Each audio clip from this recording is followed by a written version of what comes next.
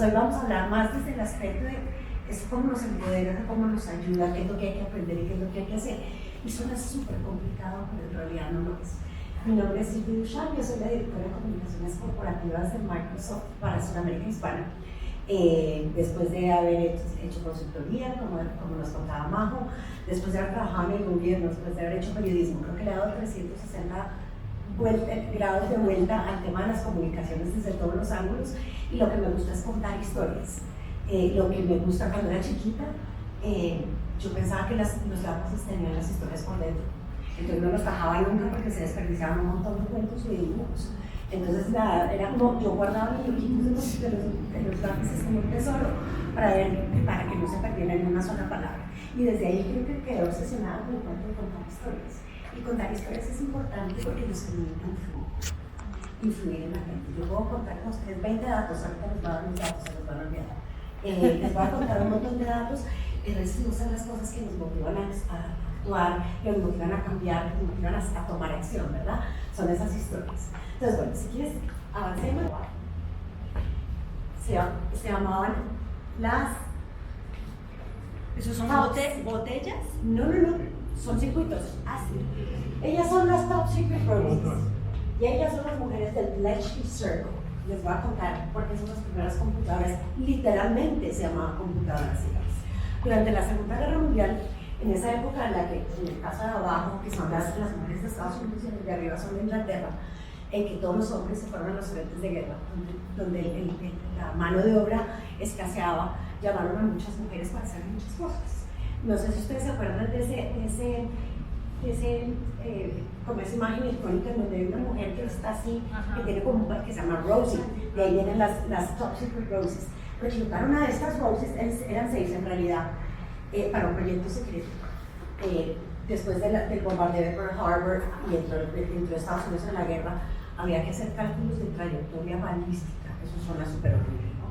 Entonces, como cuando uno lanza un proyectil, cómo tiene que apuntar según la inclinación del terreno, las variaciones atmosféricas, el tipo digamos, de misil o de armamento que se estaba usando. Y eran unos cálculos complicadísimos para que le pegaran al objetivo, no pegarle al objetivo en una guerra no llega. Entonces era muy importante que supieran cómo se iban a hacer esas, se llamaban tablas balísticas. Las tablas balísticas las hacían las Top Secret Roses, con millones y millones y millones de cálculos manuales. Se pasaban papeles de una a otra haciendo multiplicaciones y tablas logarítmicas para calcular cómo apuntar el armamento de la Segunda Guerra Mundial. Gracias. Las de arriba también están relacionadas con la Segunda Guerra Mundial. Estas eran unas mujeres fantásticas inglesas. Había 8.000 personas participando en el proyecto de Bletchley, del cual 75% eran mujeres. Y este 75% de las mujeres hacían exactamente lo mismo, pero estaban tratando de adivinar el código Enigma. El código Enigma eran los códigos secretos que tenían los nazis para mandarse mensajes militares de un frente a otro. Vamos a atacar por este lado, vamos a mover tales tropas de tal lugar a tal lugar. Obviamente todo eso lo hacían de manera cifrada. Y para encontrar digamos, la clave de ese cifrado, lo que había que hacer era aprender a reconocer patrones, que es lo que hacen las computadoras y la IA. Ellas son las computadoras, hacen trillones de operaciones matemáticas. Y después ellas fueron las encargadas de programar los primeros computadores. El de abajo se llamaba en inglés, bueno, el de arriba se llamaba el BOM, apropiado, ¿no? El de arriba se llamaba el BOM, que fue el computador que hizo Turing, que fue el papá de la inteligencia artificial. Y las mamás de la inteligencia artificial, estas mujeres valiosas de los Top Secret Roses, se dedicaron sin manuales, porque nadie se lo había inventado, a programar los circuitos de estos computadores que podían pesar 73 toneladas. En el caso del norteamericano pesaba literalmente 73 toneladas. Y ellas fueron las que aprendieron a programar los circuitos de las computadoras. La historia las olvidó. Y la inteligencia artificial y la computadora olvidaron estas mujeres que le dieron el origen a lo que nosotros hacemos todos los días y a lo que nos está teniendo hoy en esta conversación que era la inteligencia artificial. Este es el ENIAC, el bomb, bonitas computadoras, ¿no? Igualitas a las que tenemos en la casa. Estas son las primeras computadoras y esa señora que está poniendo switches, acuérdense que finalmente los computadores no son sino circuitos, ¿no? Ellas son las que están programando eso. Después los olvidamos y la tecnología se masculinizó y se volvió, digamos, como una cultura profundamente estereotipada que nos hace hacernos muchas preguntas. Ayer era el día de la niña y hoy mi pregunta para ustedes es ¿cómo hacemos para que recuperemos a las Secret Roses, ¿no? ¿Cómo hacemos para que nuestras hijas sean esas Secret Roses que sientan que todo es posible y que es ella la que puede armar los circuitos de la próxima gran innovación? Es importante. ¿Y por qué? ¿Por qué es importante? Porque hoy solo el 24% de los trabajos de inteligencia de informática en el mundo están ocupados por mujeres. Pero es mucho más grave cuando uno mira los de IA, solamente el 22%. Y mucho más grave en los creadores, porque los investigadores de inteligencia artificial solamente son el 12% son mujeres. Les dije que se les iban a olvidar mis cifras. Esto es grave y es grave por una razón. Sí, digamos, a todas nos encanta la participación femenina y nos sentimos más o menos empoderadas en ciertas áreas, pero lo que es gravísimo es que esto tiene consecuencias en el mundo real. El primer Fitbit, el primero de estos relojes que miden el ejercicio y todo esto, no tenía una cosa que todos nosotros aquí, con perdón de los caballeros, necesitamos, que es, por ejemplo, una mirada de actividad física durante el embarazo, o un monitor de la menstruación. A nadie se le ocurrió. ¿Y por qué no se les ocurrió? Porque no había mujeres diseñando esto. No es que las compañías piensen, oh chévere, me voy a perder la mitad de mi mercado potencial y no les voy a vender, o voy a hacer un producto que no les sirva. No había una mujer que dijera, hombre, ¿qué tal si ponemos un monitor de ciclos menstruales o que le ponemos la función, digamos, del embarazo? Pero, por ejemplo, en el segundo caso, eso es un oxímetro, de esos que usábamos en el COVID para saber si estábamos oxigenando como toca. Los oxímetros tienen un problema de sesgo también, porque no hay suficientes personas de color en el diseño de estos devices. Y resulta que la melanina que tenemos en la piel cambia el resultado. Entonces se dieron cuenta que en las pieles oscuras marcaba un resultado distinto y mucha gente pensaba que tenía que llegar al hospital con el 87% de oxigenación y resulta que las pieles oscuras ya iban en el 82%. Me estoy inventando las cifras. Ese es el problema de cuando no hay diversidad. El problema no solamente es filosófico, de derechos, no. Hay consecuencias en el mundo real. Y por eso es que las invito a que vivan. Y el primero sí. Y porque las oportunidades son enormes. El mercado de la inteligencia artificial, solamente de la inteligencia artificial, va a llegar a los 690 mil millones de dólares en el 2025. Eso es enorme. O sea, eso es un monstruo. El 36% crece anualmente ese mercado. Yo creo que no hay un negocio que crezca a esa velocidad. Y resulta que el Foro Económico Mundial dice que para el 2025 se van a crear 97 millones de puestos nuevos. Vamos a hablar de los que se van a desplazar o van a cambiar también, pero hay 97 millones de puestos nuevos. Y si las mujeres solamente están en el 21%, ¿qué va a pasar? Se va a agrandar el brecha, ¿no? O sea, en la medida en que participemos menos y que haya más puestos de trabajo, que va a ser más dominado por hombres y no queremos más Fitbits sin funciones menstruales. Tenemos una oportunidad única de liderar, y de liderar no solamente conectando switches, ¿verdad? Y conectando circuitos como las operadoras de ENIAC y quienes participaron en el proyecto de Turing. No, como usuarias, porque tenemos por primera vez una oportunidad única de utilizar la inteligencia artificial sin saber código. Yo no necesito saber Python ni C++ para utilizar todo eso. Y les voy a dejar súper antojadas porque estamos haciendo con Sandra y con Golden Eyes, vamos a hacer un taller ya de cacharrear, o sea, de esto cómo funciona y cómo lo puedo usar yo. Hoy les voy a dejar solamente con el abrebocas porque media hora era un poquito inútil tratar de enseñarles lo que les voy a mostrar, lo que se puede hacer. ¿Y por qué es importante eso? Pero no solamente para las que se programan y las de los circuitos eléctricos, porque la gente ya lo está usando y el 66% de los empleadores, que los encuestamos nosotros, dicen que prefieren sacrificar años de experiencia o de conocimiento, pero no contratar personas que no saben usar la IA. Importante para nuestro siguiente puesto, ¿verdad? El 75% de los trabajadores del conocimiento, o sea, de las áreas del conocimiento ya lo está usando, de alguna manera, y si no se lo dan, lo trae. Y si la gente no está aceptando en tal o tal organización, la gente está usando ChatGPT, está usando Copilot, Gemini, Claude, el modelo de lenguaje que ustedes quieran, pero ya lo están llevando al trabajo. El 86% de los usuarios de Copilot dicen que son más productivos. Chévere, ¿no? Porque pues, yo de pronto quiero ser más productiva para pasar más tiempo con mis hijos, ¿no? O quiero ser más productiva para tener tiempo de hacer pilates. O en fin, digamos, eso no quiere decir que mi hija rinda más en un trabajo. De pronto tengo una mejor calidad de vida yo también. El 74% de los encuestados están de acuerdo que es una herramienta útil. Va a pasar porque tantas cifras nos van a marear y yo creo que lo más importante es que cambiemos de actitud.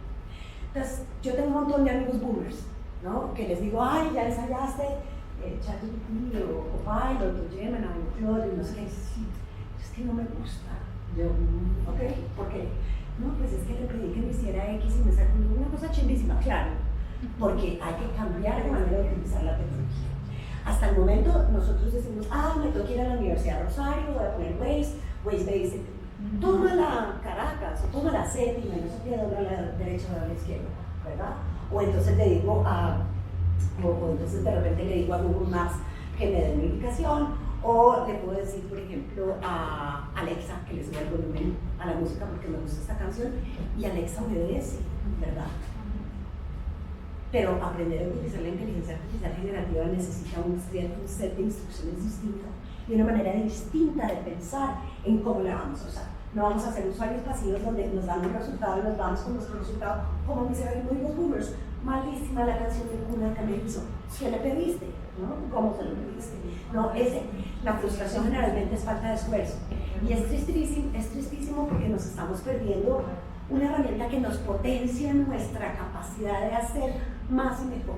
Ahora, yo no estoy diciendo que ustedes son un PhD, vayan a llegar a su nivel de conocimiento, pero les va a servir para muchas otras cosas, ¿verdad? Si ustedes no son unos expertos, les va a servir para son expertos, les va a servir para todo lo demás, y si no son expertos, les va a servir para muchísimo más. Entonces, este cambio de actitud, a mí me gusta pensar que esto es como posible, ¿verdad? Entonces, invito a María José esta noche a mi casa, yo voy a decir, voy a descrestar a María José por mi cocina libanesa. No se hace comida libanesa, pero me tengo que desprestar a María José, entonces, bueno, voy a decir, lo primero que tengo que saber es qué quiero hacer. Y aquí está el primer problema, la gente que usa la IA generativa. Los grandes modelos de lenguaje no saben qué quieren. Si yo sé lo que quiero y lo sé expresar, normalmente me va bien. Pero esto es como llegar a Carulla sin saber qué quiero hacer, llenar el carrito y irme para mi casa y después, esto no salió bien. No iba a salir bien nunca, ¿verdad? Entonces tengo que saber qué es lo que quiero hacer. Definir el resultado, ¿verdad? Y crear ese mensaje ganador que me va a permitir ayudar.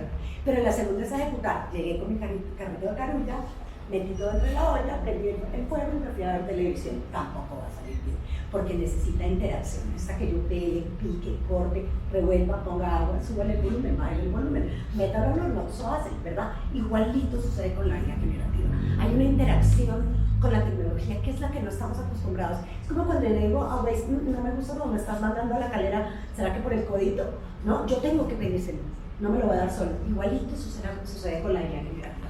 Entonces yo tengo que guiar el diálogo, yo tengo que estar en control de qué es lo que quiero y de qué es lo que me estoy pidiendo y pedirle un montón, porque tener IA generativa es como tener 17 practicantes aquí sentados, ¿verdad? ¿Y qué es lo primero que yo hago con un practicante? Y ahorita voy a volver sobre eso. Primero le explico, le digo qué es lo que quiero, dónde lo consigo, qué tipo de cosa me estoy imaginando. Es lo primero que hago con un practicante, igualito, ¿verdad? Cojan a su practicante y explíquenles, tómese el tiempo de educar a ese practicante para que lo que él produzca sea lo más parecido a lo que ustedes necesitan. Nunca va a ser lo que ustedes hicieron, pero se va a parecer mucho a lo que ustedes necesitan. Entonces cojan a su practicante, enséñenle e interactúen con él.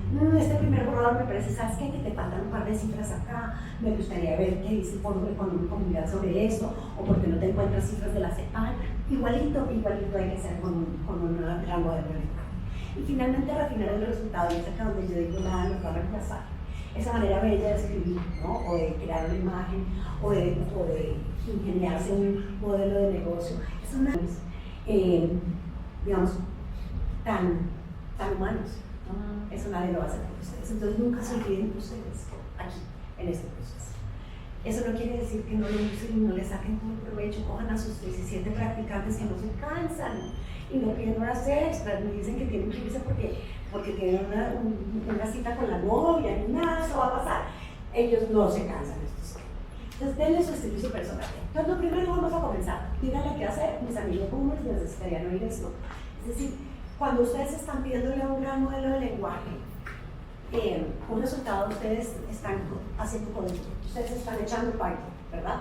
Porque lo que va a hacer la máquina es coger todo esto, aparece un modelo, gran modelo de lenguaje, cogió todo Wikipedia, todo el contenido de internet, las revistas, los libros, las publicaciones indexadas, cogió todo ese conocimiento y está esperando que digan para dónde me voy. Eso es lo que ustedes están haciendo cuando le dan para qué tipo de conocimiento, qué tipo de lenguaje necesitas, qué nivel de refinamiento, qué tan específico necesitas que sea. Eso es lo que ustedes están haciendo cuando hacen un prompt. Entonces, ahorita vamos a una cosa un poquito más concreta, pero esto es lo más importante. Entre más básico un prompt, más básico el resultado. Y normalmente un resultado básico de estos modelos de lenguaje, pues ya están tomando el día, ¿verdad? Y ustedes empujan y empujan y empujan y comienzan a decir, ah, muy bien. Yo me he dado cuenta que cuando yo le digo, necesito que trates muy fuerte, que te esfuerces un montón, de verdad funciona. No, o sea, de verdad es impresionante.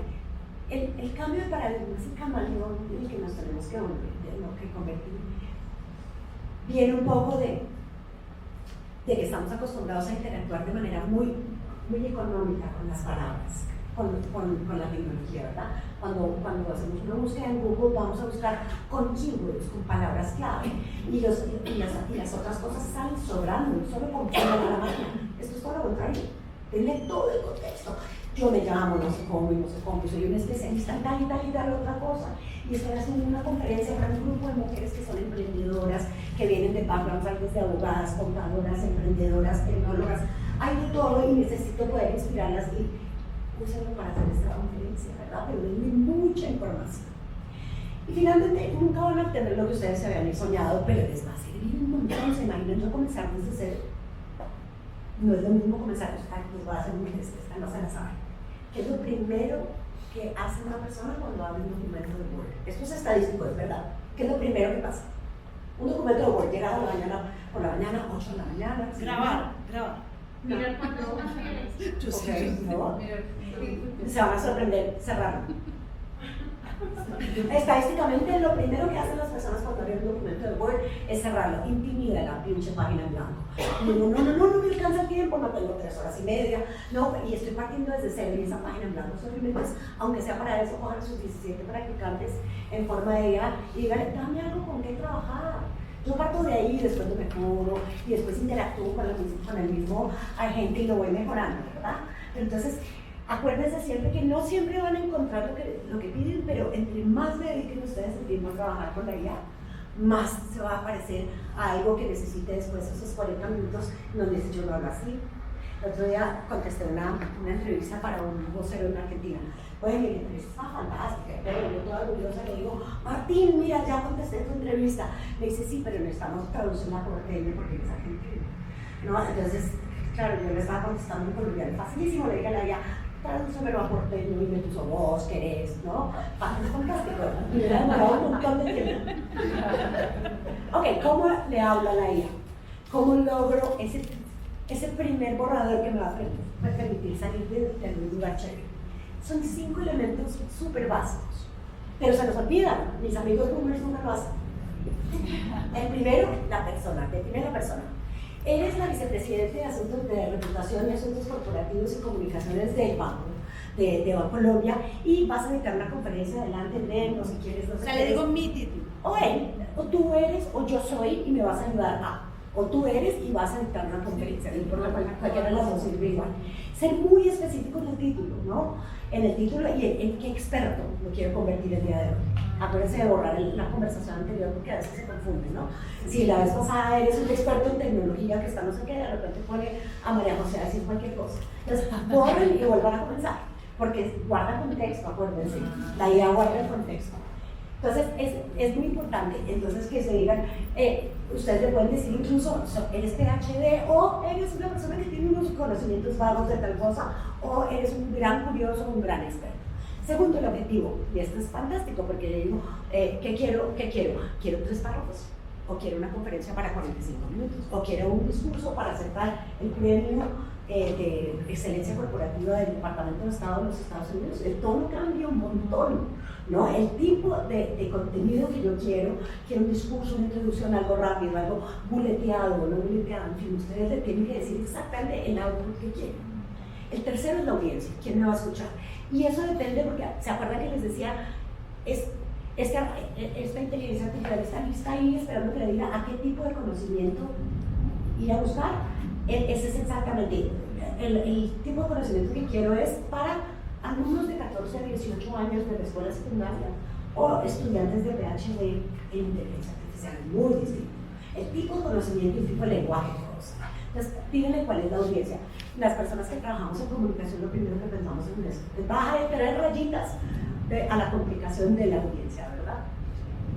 Los parámetros, el tono, el estilo, ¿verdad? La longitud, ahí es donde yo le doy como detallitos, no, yo quiero una cosa, porque a veces a mí me pasa un montón de cosas esta CIA y les hago unas cosas como súper de mercadeadores, y yo no hago ese tipo de contenido, y digo, bueno, bájale 3 rayitas al tono comercial y ahora vámonos a una cosa más precisa, más profesional, o una cosa más inspiradora, en fin, es ahí donde yo digo, ¿qué es lo que quiero lograr, verdad? Que sea claro, que sea simple, que tenga tantos caracteres, cuenta pésimo, entonces no se confíe. A mí me va mejor cuando le digo cuántos párrafos.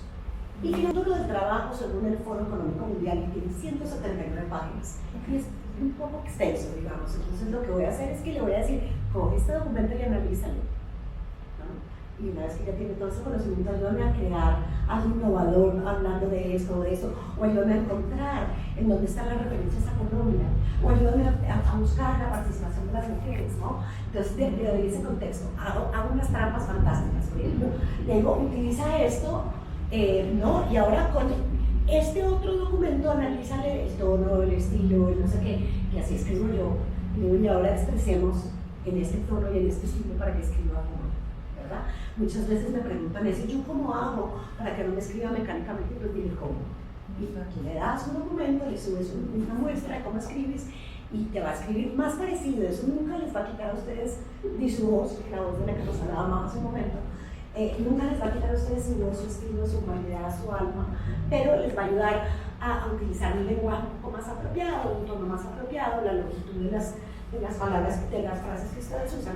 ¿Esto cómo se ve cuando yo lo combino todo? ¿Verdad? Uno, eres un profesor de tecnología, esa es la persona. Vas a hacer ¿qué? Estoy hablando del objetivo, una introducción al curso de historia de la inteligencia artificial. Vamos a hablar de las top secret policies ahí, por ejemplo. La audiencia serán jóvenes de 14 a 18 años, ese es tu público, es tu audiencia, ¿verdad? El tono es el inspirador, ven, entonces cada pedacito me está sirviendo para dar una instrucción muy específica. Eso no sirve para formatos largos. Les voy a dejar como procesar el anterior, pero para formatos largos. Los indios tienen una frase que dice, ¿cómo se come un elefante? Por pedacitos. Pasa lo mismo con el formato largo. Hay que cortarlo en pedacitos porque a veces comienza a derrapar. La última instrucción hace que uno que olvide la de hace 4 instrucciones y como es un formato largo, lo voy a tener que descomponer. Les voy a decir cómo yo hago un formato largo. Digamos que tengo que escribir 10 páginas o 14 páginas o un white paper larguísimo, ¿verdad? Pero ¿a partir de cuándo es largo? Mira, a partir de 2 o 3 páginas ya comienza, o sea, cuando ya tienes que ser muy específico de pedacitos y de partes, la parte 1 va a ser tal cosa, ya. Yo, ¿no? Cuando ya digo, bueno, en el capítulo 1 o en el subtítulo 1, que el subtítulo 1 son 6 párrafos, eso ya es largo para poder trabajarlo pedacito por pedacito. Entonces, lo primero que hago es le explico. Vamos a trabajar pedacito por pedacito, eres fulano, no sé qué, estamos creando un documento, tantas páginas, no sé qué, y le voy a explicar, le digo, no hagas nada, no escribas. ¿Tienes toda la información? Espérate. ¿Tienes alguna pregunta que hacerme? Y esa pregunta es fantástica. Siempre resulta bien. Yo le pregunto, ¿tienes alguna pregunta que hacerme? Y siempre me preguntan cosas súper pertinentes. ¿Vas a usar audiovisuales? ¿Vas a tener apoyo en una presentación? ¿Quieres fuentes de este estilo? Y me hace preguntas relevantes. Entonces, es chévere. ¿Ya tienes claro todo el ejercicio? Sí, te contesto que sí. Ahora vamos a trabajar en la estructura. Y voy a dedicar solo a trabajar en la estructura. Entonces, en la primera parte yo quiero que hablemos de esto y esto y esto. ¿Qué se te ocurre? Me parece que te falta tal cosa. Entonces comienzo a charlar con mis practicantes y ellos me dan ideas, yo digo que eso está malísimo y a veces le digo, pero necesitamos cifras y no sé qué, y nos ponemos de acuerdo en esa primera parte, ¿no? Le digo, no lo escribas todavía. Yo voy uno por uno, cada pedacito de la estructura. Yo generalmente ya sé qué es lo que quiero. Hay cosas que se me olvidaron. Dice, me parece que a veces digo, hay algo que me haga falta en la parte 2 y a veces me da unas ideas, ¿no? O me dice, por ejemplo, hay un cierto debate sobre tal tema que valdría la pena tocar. Entonces, te digo, ok, nos hemos puesto de acuerdo sobre la estructura de la parte 1. Ahora vamos con la parte 2. 3, 4, 5, y cuando llegue la quinta y termine, digo, ahora nos vamos a poner de acuerdo sobre el tono y el estilo. Entonces, digo, vamos a hablar de esta manera y no sé qué, redátame por favor la introducción en ese tono y en ese estilo. Y ahí comienza a decirle, me sigue sin gustar tu estilito y tu tonito no me gusta como cuando está sonando. Y lo voy a ir perfeccionando. Pues vamos a intentarlo con tales y tales indicaciones. ¿Qué es lo que pasa? Una vez que yo ya me puse de acuerdo sobre la estructura y sobre el tono, ya le digo, ok, vamos con la primera parte. Y entonces te redacta la primera parte. Le haces los ajustes, vuelves, le haces más ajustes, vuelves y ya tienes la primera parte más o menos terminada. ¿Verdad? Y así. Entonces, consejo de a poquitos, pedacito por pedacito. Lo último es el tono, hacen ensayos y van redactando uno por uno como todos esos pedacitos. No voy a detener en darles ejemplos de cuáles son las herramientas, ustedes todos las conocen y si no están ahí, y si no, búsquenlas, tengan cuidado con las que usen, acuérdense que es su información privada, tienen que saber dónde la depositan, pero digamos, quiero ser agnóstica a pesar de trabajar en Microsoft, yo las uso todas. Yo hago la combinación de formas de lucha, uso todas las herramientas de IA de Microsoft y no de Microsoft, me encantan, y he encontrado que me adapto mejor a algunas para ciertas cosas y a otras. Por ejemplo, Claude escribió maravillosamente bien, ese es de Anthropic, ¿verdad? Los resúmenes de Copilot me gustan un montón, ChatGPT me sirve para otras cosas, pero entonces encuentren lo que más les guste. Lo mismo para hacer prompts de inteligencia artificial para imágenes, tenemos que aprender un lenguaje que no es el nuestro. Yo no sé cuáles ustedes saben de audiovisual acá. Ok, entonces tú, por ejemplo, le dirías, quiero una imagen en 8K con una luz, con un asa, no sé qué, y un lente gran angular. No, yo no dominar esa terminología y me cuesta un trabajo horrible, por eso me cuesta trabajo hacer imágenes. He aprendido a buscar prompts, ¿no? Y a decir, quiero este tipo de cosas, ¿cómo le escribo? Y le digo a Copilot que me ayude a hacer el prompt. No le digo, es que no sé cómo expresarlo. Y a la misma inteligencia artificial me ayuda a expresarme de mejor manera. Entonces tengan cuidado. Mi gran consejo aquí es, usen muchos descriptores, ¿no? Vívido, tenue, acogedor, ese tipo de cosas que son realmente como, si yo les digo, descríbanme esta imagen con esos descriptores. Entre, wow, ¿qué es esto? ¿Cómo lograron pedir esto? Y ahí aprendo un montón. Como las otras personas están pidiendo y con qué lenguaje se expresan para obtener ese tipo de resultado. Mi último consejito práctico, no se detengan en el producto. Ustedes acuérdense que estamos cocinando, ¿verdad? Yo le puedo dar a María José hamburguesas de arriba o hamburguesas de abajo. Ustedes escogen. Trabajen, refinen, busquen, acuérdense de dar un montón de vueltas, de pedir mucho más, de empujar a la máquina que les dé lo que ustedes necesiten, de decirle qué tipo de fuentes tienen que consultar, qué tipo de cifras son las que ustedes quieren. Eso todo lo puede hacer un motor de búsqueda con inteligencia artificial. Y por último, no se olviden de lo más importante. Copiloto no es un piloto automático. La decisión siempre la tienen ustedes. No lo dejen. Ustedes cuando tienen 17 practicantes de 20 años, lo único que no los dejan es tomar decisiones. Acá va a ser mal. Las decisiones las tomo yo. Yo doy instrucciones, yo enseño, yo muestro, yo indico, yo pido, pero yo no dejo que tomen decisiones. Y sobre todo no dejo nunca que usen mi voz. ¿Verdad? La voz de la que hablábamos hace un momento, mi voz es mía. Yo la controlo, yo sé cómo escribo yo, qué tan largo, cómo puntúo. Por ejemplo, la escritura con IA es muy automática y es muy plana. Entonces tienen que tener mucho cuidado y ahí es ahí donde necesitamos ver sus personalidades. ¿Cómo se expresan ustedes? ¿Son costeños? ¿Son paisas? ¿No? ¿De dónde son? ¿Cómo hablan? ¿Son porteños como mi entrevista de Microsoft?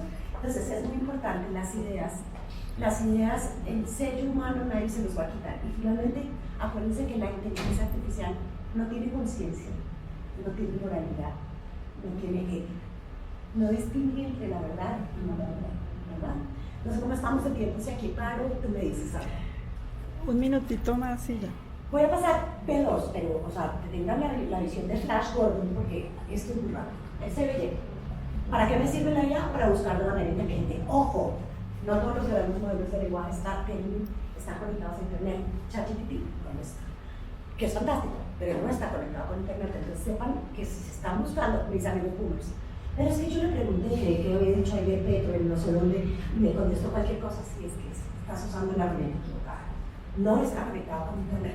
Y eso es muy importante porque Copilot no está y me permite verificar las fuentes, ¿verdad? ¿Copilot sí está? Sí, Copilot sí está. Copilot en la web es ChatGPT, porque lo que usa es ChatGPT conectado con la web. Pero ChatGPT es un micro. Entonces Copilot es un ChatGPT literal, el modelo ChatGPT 4.0 conectado con la web. Entonces sepan a quién pedirle qué, ¿verdad? Esta inteligencia artificial para mejorar la búsqueda, en vez de que ustedes tengan 7 pestañas abriendo cuáles son los mejores restaurantes de Buenos Aires y ustedes tengan que sacar sus conclusiones, piden que saquen las conclusiones, sintetiza, es fantástico, es un contenido único, es como la búsqueda pero en esteroides. Pilas con cuál herramienta están usando para investigar, para planear, les resume, les sintetiza, les crea un contexto, ¿no? Y ahora yo como hablo de este tema a una audiencia así, pídanle que les ayude, que les dé inspiración para hacer informes, planes comparativos, aceptables, por ejemplo. Pídanle que yo haga una tabla comparativa de tal cosa con tal cosa. Les ayuda a enriquecer la argumentación, les ayuda a criticar su propia escritura, quien no necesita contar una historia, a tener su propio asesor experto. Yo a veces lo pongo a que me diga, si tú fueras un experto en inteligencia artificial, ¿qué dirías de esta conferencia? No, pues, te ayuda a llenar esos vacíos, te ayuda a argumentar mejor dónde estás débil, ¿verdad? Les ayuda a generar esas ideas interesantes para artículos, para blogs, para su marca personal, para su manera de vender, su emprendimiento, su trabajo en sus organizaciones. Les ayuda a refinar resultados, a mejorar la escritura, y para eso es fantástico porque cuando uno edita muchas veces un mismo texto, uno ya lo ve, ¿no? Uno ya no ve ni siquiera los typos, o sea, los errores de ortografía se le pasan. Entonces pásenlo por ahí, para crear un análisis SWOT. En fin, pídanle el formato que ustedes quieren y lo que ustedes quieran, porque acuérdense que tienen un ejército de practicantes. También para elevar ese perfil, para mejorar la influencia, para liderar con mucha más claridad, ¿verdad? Úsenla para esto, que es fantástico. Lo que nos ayuda a hacer, por ejemplo, uno le puede decir, estoy súper contenta con esta historia y el crítico es pésimo, necesito que me lo optimices para hacerlo, ¿verdad? Para que quede bien indexado. Que les cree un plan de publicaciones, ¿no? Un calendario editorial, ¿no? Que les ayude, explíquenle bien ustedes qué hacen, quiénes son, ¿no? Para cortar esa rutina creativa, para planear conferencias como esta, para elevar su perfil en redes, en fin. Para eso es el CBI de la IA. Aquí tienen herramientas gratuitas. Esta, por ejemplo, es fantástica para los emprendedores porque te permite hacer un montón de cosas, ¿no? Es como un Canva gratuito, ¿no? Entonces, Designer y inteligencia artificial para creación de gráficas e ilustraciones. Y mi último mensaje, entonces, ¿qué debemos hacer ahorita para sacar provecho? Puede que no todos sepamos de Incentivarios, puede que no sepamos de cómo se programa el ENIAC, ¿verdad? Lo más importante es experimentar, sean pioneros, ¿no? Yo pienso que a mí la inteligencia artificial no me va a quitar mi trabajo, me lo va a quitar alguien que sí la sepa usar, ¿verdad? Entonces tengan mucho cuidado, sean rápidos, anden con sentido de urgencia en esta exploración. Y no pierdan nunca de vista lo que nos hace únicos, el valor que ustedes aportan, ese contexto que nadie más tiene, que yo miro algo y digo, esto está mal, a mí esto no suena, porque la inteligencia artificial se equivoca. La inteligencia artificial te puede dar falsos positivos o puede alucinar, y nadie va a reemplazar esa comprensión del mundo que mis años de experiencia son públicos, que los años de experiencia que tengo me han dado, ¿verdad? Entonces, este es un poco, con esto quiero terminar. Mucha suerte en esta experimentación, háganlo pronto, rápido y mucho, y ayúdense. Esto les pertenece el tiempo, y ese tiempo no es para que ustedes sean más productivos en su trabajo, es para que ustedes sean más productivos en su vida, en su propósito.